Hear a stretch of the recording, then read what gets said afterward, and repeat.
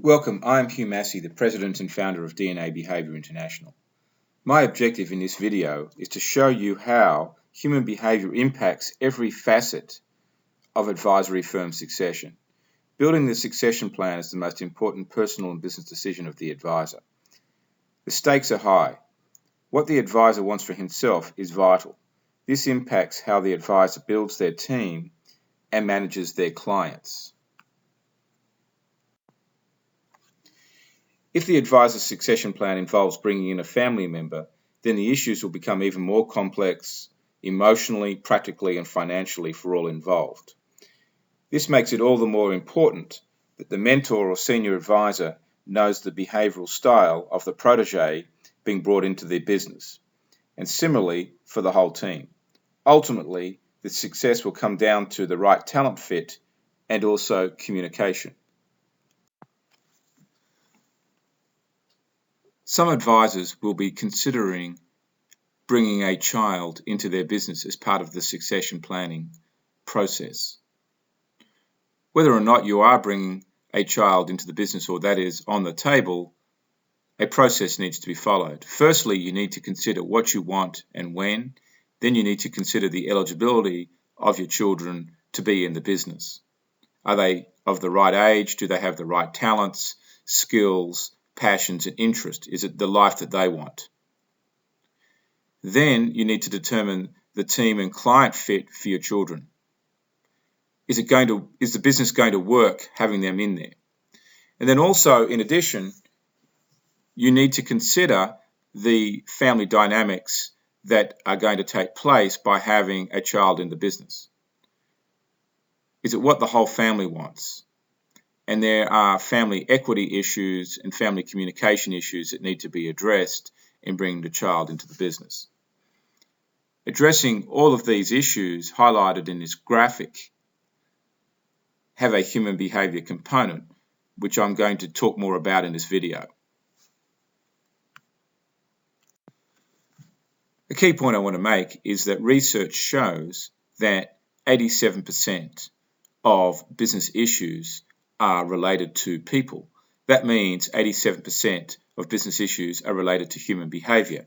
So if the advisory firm has any of these issues in its business, and there are other business issues as well, then the advisor needs to be looking behind it to see the role of human behaviour. Usually it is because there is poor communication, a person is performing a role that they have the wrong talents for, there's been a lack of clarity in communication, and so on. And a lot of this comes back to the leadership of the advisor and who he has on the team. This is an example of a multi-generational professional services firm. It reflects the vision of what an advisor may be trying to build in bringing a child or protege into their business. The key point here is that the one advisory firm has served the one family across 3 generations. And in the real life case, this is for more than 100 years. And the key point here is that each of the advisors who are from the same family have been engaged with all of the family members throughout their lives from when they were young children. And so that the children of the family client here know who the advisors are from very early on, so that they're very approachable and a relationship's built. So this means that in building a multi-generational financial services firm, if the child is going to be brought into the business or the protege is going to be brought into the business, there needs to be a good fit with the clients longer term. This is an opportunity for the advisor.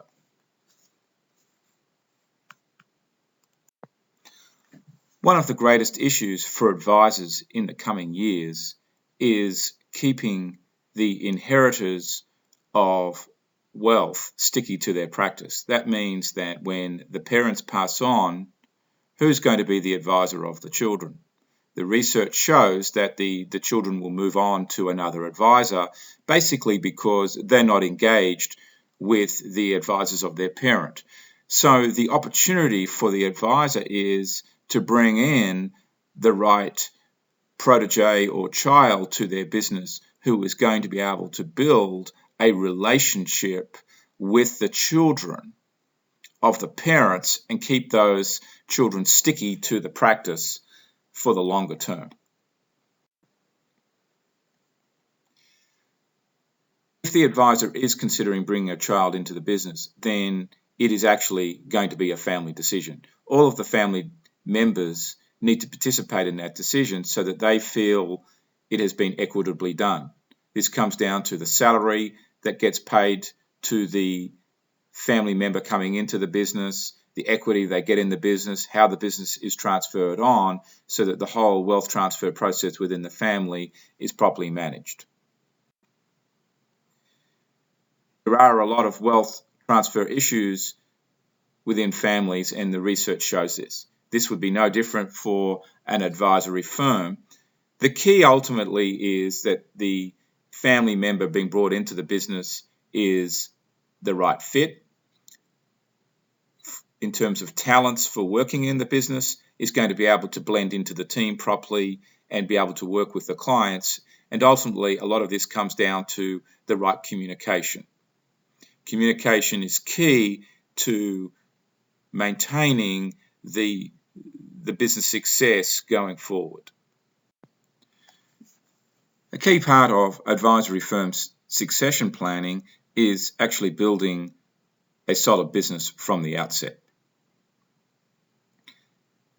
That is more than just having good business processes, which is what I call practice management down here. It also means having the right team, having a client-focused strategy to build the right client base who remains engaged. And ultimately, it requires a high level of family member and team engagement to have sustainable performance. So having a very stable team who works well together with the differences navigated, with there being open communication, is absolutely vital to there being a successful building of the multi-generational firm. So this gets down to people and understanding. So I've made the point that understanding the behaviors of the people involved is very important. And this might seem very simple and obvious, but addressing it is extremely complex and requires a lot of effort, work, and commitment from every person involved, starting from the leader of the business.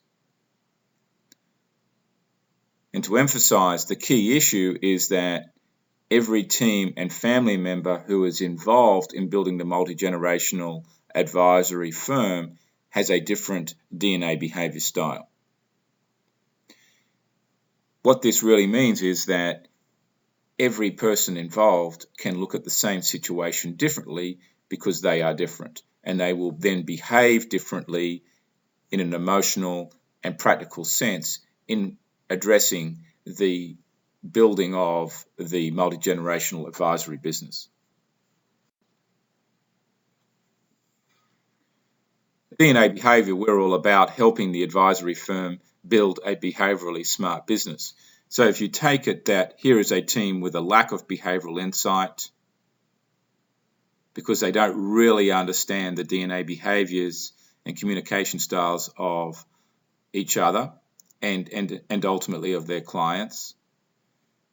And so what we are trying to do is to help the advisory firm know, engage, and grow all of the employees and the clients, recognizing that they have different communication styles and talents. Broadly speaking, highlighted by the 4 different colors here. The ultimate objective is to help the firm better match the employees with the clients to get a higher level of engagement. This is what leads to the ultimate revenue uplift. The key point here is that if you take a person who is blue and is a goal-setting style, they'll only be able to engage with 40% of the client base based on research that we've done. So there's a gap there with the other 60%. What we're looking for is how do we close the gap with that other 60%?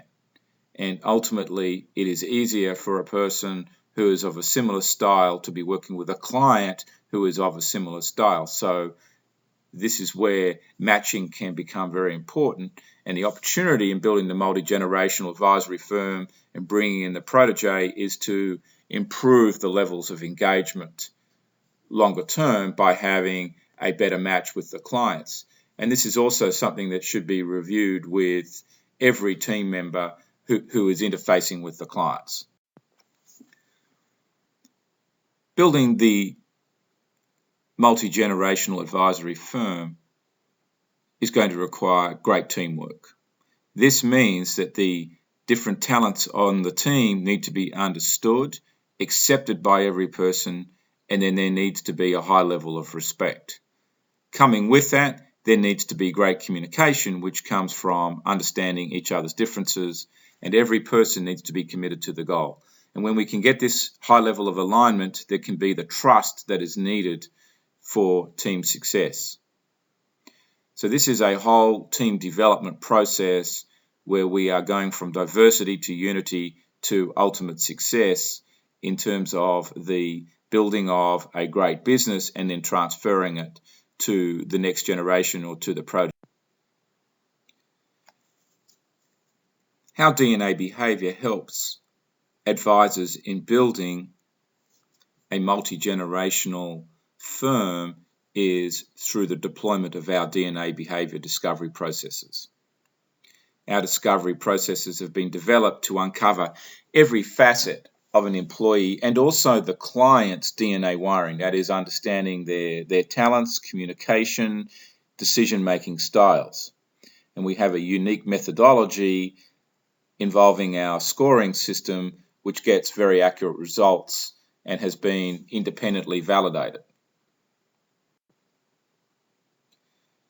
And to get a deeper look at what we're doing is our belief is it's important to understand the natural instinctive behaviors of every person.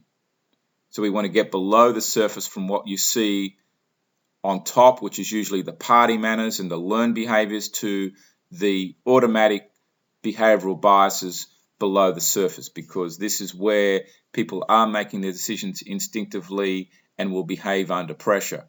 And ultimately, we want to understand communication, learning styles, talents, risk tolerance, selling styles, and leadership. And we have multiple solutions for this, starting out with our business DNA, natural talent, discovery, and performance measurement systems. We also deploy communication DNA, which is a specialized system for uncovering communication styles and is used with the employee and the clients.